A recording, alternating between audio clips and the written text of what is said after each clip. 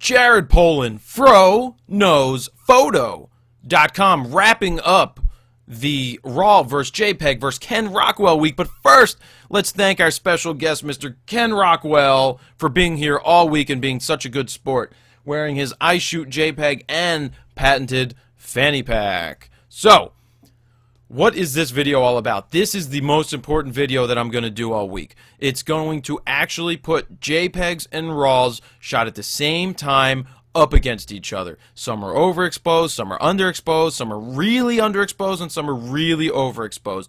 This is a two-part video. Part one, we're taking the over and underexposed images and putting them against each other, both the JPEG and the RAW. The second video is where we're taking the files from the camera that were the right JPEGs, as in they were captured properly in the camera, and putting them against the RAW file that was captured properly, because it's the same RAW as JPEG, because they're at the same exact time. So the setup is a D3S. Mr. Miyagi is the subject for this, as well as Lil, and then a flower.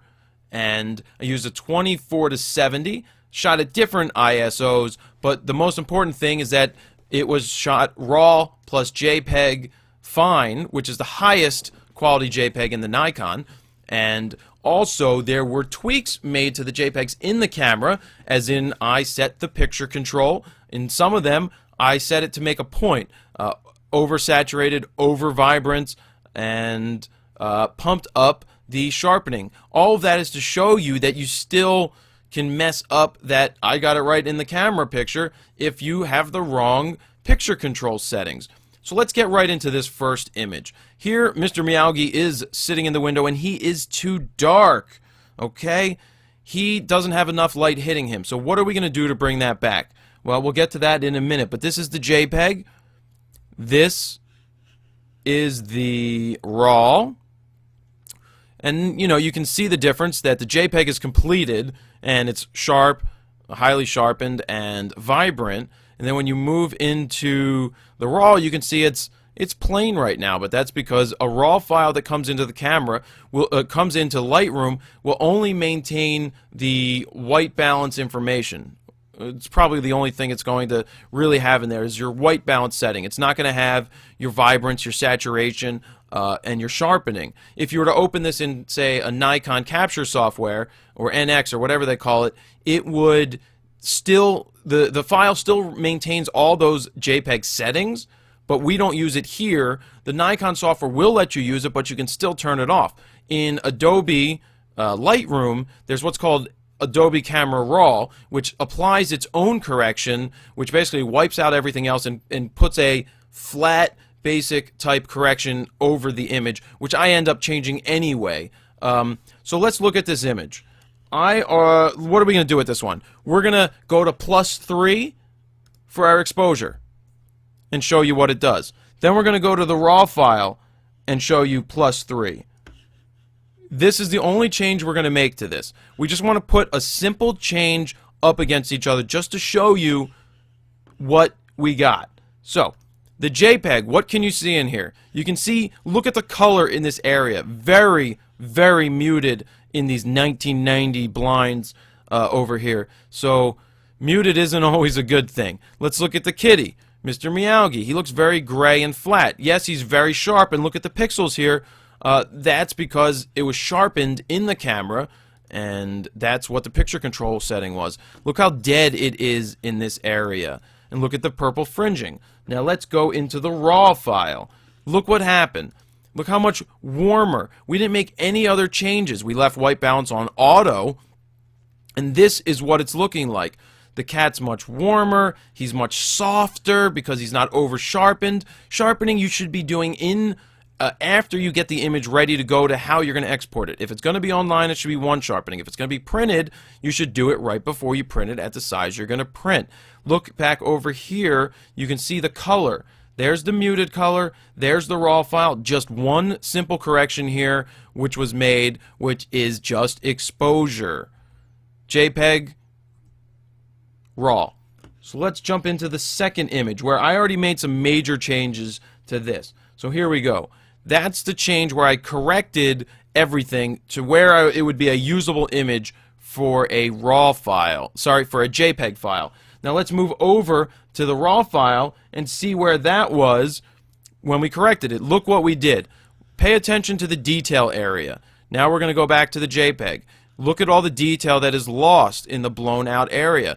Here's the RAW. You still maintain detail. The JPEG, you lose the detail. Look into the shadow areas also. Here we are looking at the RAW file. Look how clean the shadow area looks. Now the JPEG, look how harsh it looks. Look how harsh that is around the edges. Look at how harsh the cat is because the sharpening was at +9. That's to remind you that if you accidentally leave your sharpening at the wrong setting, there's no way to get this back to a usable image. It's gone. So now we zoom in here on the RAW file and look how much cleaner this is. Look, it just looks more, it looks more vibrant, looks more 3D almost. So that's just such a better picture, even just, you know, going and correcting from the JPEG here to the RAW. It just, look how flat that is. Even if we pump up the blacks, I mean, it's just, there's not as much detail there. So you're losing your detail when you're trying to bring back that JPEG. Okay, so now this one is far off. Now, you're not all going to make this mistake. I guess it's possible if you accidentally did it, but let's see what we did here. That is, we're just going to change the exposure. We're going to bump the exposure up and nothing else. Now we're going to bump up the exposure in the RAW file. So let's see this. Look at the file. The cat looks, you know, we would end up pulling back on the cat and doing some other changes here, but this is the JPEG. This is what you would get if you had to correct that JPEG that you messed up in the camera. It's flat, gray, and dead. Look at the colors here. You have the gold, you have the blue, you have detail in the cat. You know, it's just a much better image again. Dead area here. There's some more detail in this area. The cat looks much better. We'd be able to correct for the cat some way and still make him look better than if we were to try to correct and try to bring this back. You lost all that color. It's just gray, and this is a tabby. He's not gray. Now, I did a full correction to both of this one and to this one. This is the RAW, this is the JPEG. So here is the correction to the JPEG. We'll come back to that in a minute. Here is the correction to the RAW file. I'm sure you all noticed the difference, the thing that just happened right there. The RAW file, fully corrected, looks awesome. But the JPEG corrected, this was, look at this banding. We were so far off that it doesn't maintain any other data. I mean, this is where it shot it. And look, all throughout the exposure, there's nothing we can do with it. I pulled it back really close. It looks not bad, but when you look at the next one, you go, oh, I don't have banding here. Look how clean the cat looks. That's what I like better about this image. I mean, again, the RAW file has that detail. Proof is in the pudding. We're showing you how far we brought it back. And that is going to wrap up. I skipped ahead real fast there to the next one. But let's go back here. Recap.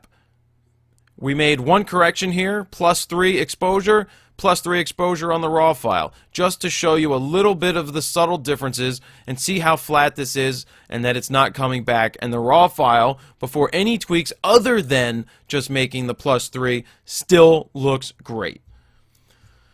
Made major corrections to this in RAW and in JPEG here, and we've pointed out all the differences. The shadow detail is just so much better. It maintains more detail than the JPEG. JPEG and RAW, so much softer because the cat was too harsh with this over sharpening. It looks fake and bad. Next picture. We just went to, we maxed out the exposure here on both of them just to show you the difference. The color changes, and there you go. And then this, we have the banding. It was so far off that the banding started to show up, and this is the RAW file with this with a full correction, how I would tweak the file, and this is the JPEG, how I would have tweaked it to make it usable. So I kind of got it close, but then that banding just throws you off. So I hope this gives you some information about fully correcting a RAW file and a JPEG that is messed up, that you didn't get perfect in the camera. And next, we're going to jump to getting it right in the camera and showing you that the RAW file is still better. Stay tuned for part 2.